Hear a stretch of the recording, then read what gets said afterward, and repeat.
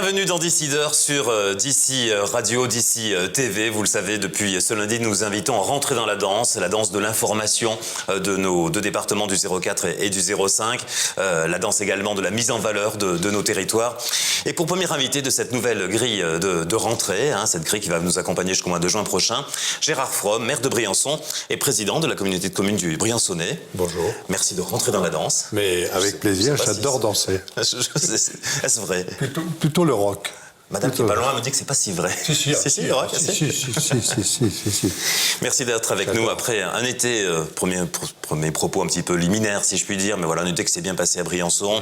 Je crois que la photographie de fréquentation est un peu similaire à ailleurs, juillet un peu mou et puis août très bien. Enfin, juillet un peu mou. Faut s'entendre. Disons que ça a été à peu près du même tabac que l'année dernière. C'est un mou relatif. Par contre, au mois d'août, très beau mois. Est-ce que vous avez perçu cette petite déception qu'on entend ci et là, de déception par rapport à la fréquentation liée au Tour? Beaucoup de gens avant des cyclistes, les semaines qui précèdent, mais pendant le Tour, pas tant. Oui. C'est difficile à mesurer. Moi, j'avoue que là, il faut des données plus spécifiques pour pouvoir traduire tout ça. Moi, j'ai l'impression qu'il y a eu du monde avant. Il y a du monde pendant, il y a du monde après. On l'a vu encore dernièrement avec les cyclistes qui font la haute route. Quand même 500 cyclistes qui sont passés dans notre territoire. Donc non, il y a du monde, il y a eu du monde. Les cyclistes, ça continue. L'effet Tour de France de l'an dernier continue à avoir ses effets. Je pense que le fait que demain, très certainement, on va proposer une étape dans le Briançonnais et si possible une arrivée au Granon, ce sera certainement aussi un élément qui va renchérir. Non, c'est bien tout ça. Je pense que ça se passe bien. On parle pas de l'année prochaine, de l'année suivante, peut-être c'est ça qui est un peu en l'air, mais sans en dire trop. Et de toute façon, à mon avis, c'est pas calé. Oui. Enfin, on essaye le plus tôt possible d'avoir une étape dans le Briançonnais avec une arrivée au Granon, ce qui serait parfait. Et ce dont a parlé de lui-même, Christian Prudhomme, on sait que ça lui tient à cœur. Ça lui tient à cœur. Parmi les temps forts de l'été, c'est mon Dieu de l'escalade. Moi, je voudrais revenir là-dessus, parce que des soirées comme ça, autant de monde, dans une bonne humeur générale, c'est vraiment à graver dans les mémoires. C'est vrai que c'est. Moi, je suis très content d'avoir repris il y a maintenant une petite dizaine d'années les mondiaux d'escalade qui devaient partir, de les avoir dans un premier temps accueillis à Berwick, puis dans un deuxième temps de les installer définitivement. Ce mur d'escalade maintenant, il est figé, il est fixé dans la zone sportive de Briançon. Et c'est vrai que cet été. En plus, c'est pas seulement la finale. La finale, c'est effectivement extraordinaire, 7000 à 8000 personnes sur l'ensemble de ce terrain, mais surtout toute la semaine, avec des championnats, avec l'handisport. Enfin, l'handi-escalade, je sais pas si vous avez pu la couvrir, mais c'est phénoménal, quoi. Et le tout dans une ambiance apaisée. Alors, vous voyez bien déjà peut-être ce à quoi je fais allusion, au niveau de la promotion touristique et de l'accueil touristique. Oui. Un nouveau directeur, Acer Chevalier, et on se ressent tout de suite une ambiance apaisée. C'est vrai. Tout est retombé, toutes ces tensions, ces agressions presque, qu'il y avait de la part aussi bien des sociopros que des autres. Et puis là, d'un seul coup, cet homme arrive, M. Van Heul, je ne sais pas si vous l'avez déjà interviewé, qui arrive avec son expérience.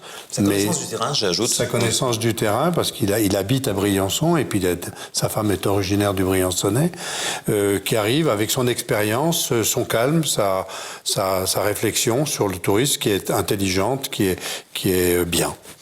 Alors, tour d'horizon des sujets de rentrée. Je ne sais pas si vous avez acheté un nouveau cartable, un nouvel agenda, comme les jeunes. J'ai tout dans la tête. En tout cas, vous avez retrouvé les mêmes copains de classe, je plaisante. Au niveau du conseil municipal, beaucoup de chantiers, dont cette semaine, des temps forts, c'est-à-dire la concrétisation de ce fameux chantier. Je redis souvent à l'envi que tous ceux qui ne sont pas allés à Briançon depuis un moment seront surpris lorsqu'ils vont traverser l'ancien 15-9, les anciens régiments.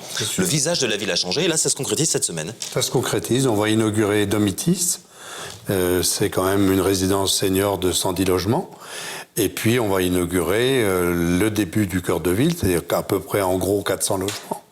400 logements qui ont été construits par Promophare, qui continuent d'ailleurs. Et alors, il y a la partie basse et la partie haute. Il y a les terrasses du Lotaret, le long du boulevard du Lotaret. On va dire une construction un peu résidentielle haut de gamme. Et puis en bas, des logements de qualité qui sont à la fois de l'accession, de la primo-accession, de l'accession à la propriété et puis du HLM. Et tout ça dans les mêmes constructions. C'est-à-dire on ne fait pas la différence entre la construction HLM et la primo-accession. C'est de la qualité dans les deux cas. Un feu d'artifice, je plaisante, économique, mais en tout cas vraiment des retombées économiques majeures, et qui sera d'ailleurs concrétisé par un feu d'artifice ce jeudi soir. Absolument. Jeudi soir, très beau feu d'artifice. Et puis aussi, c'est une surprise que M. Farage va faire à la ville de Briançon. Il va lui offrir un cadeau qui sera révélé, là aussi, lors de l'inauguration.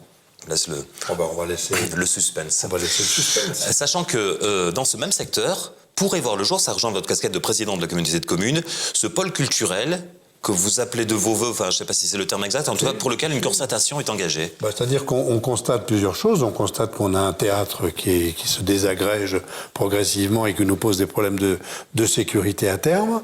Qu'on a un conservatoire qui n'est pas conçu pour accueillir nos 600 élèves, qu'on a des beaux-arts qui ne sont pas non plus conçus pour accueillir les élèves dans des bonnes conditions. Donc l'idée a été de dire, on a des bâtiments encore qu'on peut utiliser à Berwick, un des bâtiments de l'armée qui reste, qu'on gardera ou qu'on ne gardera pas, mais qui sera le lieu où on va implanter un théâtre de qualité, 250 places, le conservatoire, les beaux-arts, tout ça, ça va être présenté au conseil communautaire et les élus décideront. Alors on a déjà fait un travail préalable, il y a eu une programmation qui a été lancée, elle a été présentée aux élus, elle a été présentée au-delà des élus, on l'a présentée à la DRAC, donc il y a un travail qui a été fait, maintenant il faut rentrer dans le vif.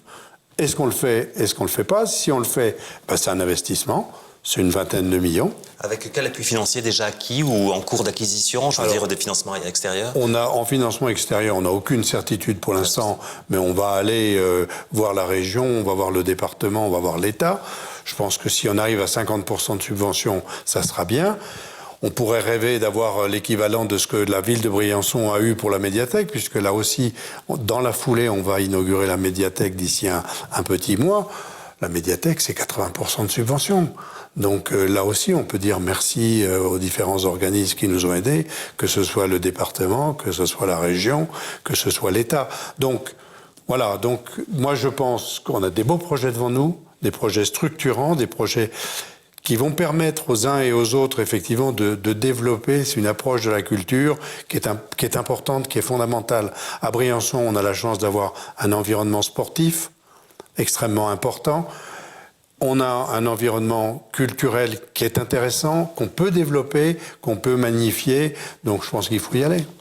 Alors on ne parle pas du fort d'État dont on a parlé il y a quelques jours avec vous. Pour terminer, au niveau de la Comcom, un sujet intéressant, c'est-à-dire la structuration, enfin, diront les pompiers concernés, de la caserne du centre de secours, je crois que c'est le terme approprié, de la Grave. Centre de secours de la Grave qui est situé entre les deux tunnels, c'est-à-dire aussi bien une proximité par rapport aux hameaux qui sont au-dessus de la Grave que de la Grave, et puis Villard d'Arène, puisque bien sûr on fonctionne sur l'ensemble. C'est un projet qui maintenant devrait démarrer, je pense, l'année prochaine.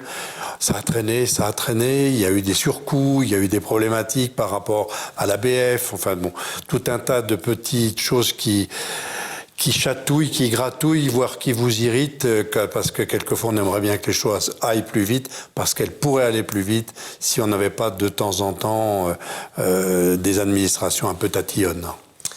Merci Gérard Froide. Quel est votre état d'esprit en cette rentrée-là?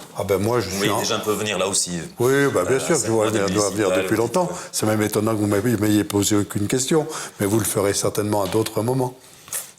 Bon état d'esprit, oui. Parfait, pleine forme. Il n'ira pas plus loin aujourd'hui, j'insiste pas. Merci d'avoir été avec nous. On vous retrouve bientôt pour parler justement politique sur les enjeux qui s'annoncent.